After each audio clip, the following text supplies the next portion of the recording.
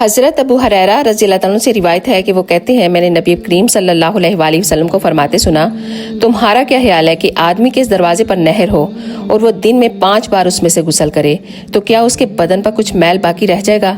सहाबा ने जवाब दिया, नहीं, कुछ भी मैल बाकी नहीं रहेगा। आपने इरशाद फरमाया, यही मिसाल 5 वक्त की नमाज की है। अल्लाह ताला उसके ज़रिए खताओं को मिटा देता है। हज़रत जाबर से रिवायत है, वो फरमाते हैं, रसूल करीम सल्लल्लाहु अलैहि वसल्लम ने 5 वक्त की नमाजों की मिसाल गहरी नहर की तरह दी है। जो किसी के दरवाजे पर हो जिसमें वो रोज़ाना 5 बार गुसल करे। नमाज बंदों पर अल्लाह ताला की रहमतों में से एक रहमत है जो रोज़ाना 5 बार उस पर साया फिगन होती है। अहले ईमान इसके ज़रिए अपने रब की हमद बयान करते हैं, उसकी तस्बीह करते हैं, उससे मदद तलब करते हैं और उसकी रहमत, हदायत और मग़फ़िरत की तलबगार होते हैं। नमाज मोमन मर्दों और मोमन औरतों की पाकी, पकीज़गी और शिफा याबी का ज़रिया है, खताओं का अज़ाला और गुनाहों का कुफ़ारा है। हज़रत उस्मान रज़ी अल्लाह तआला रिवायत करते हैं, मैंने नबी करीम सल्लल्लाहु अलैहि वसल्लम को फरमाते सुना।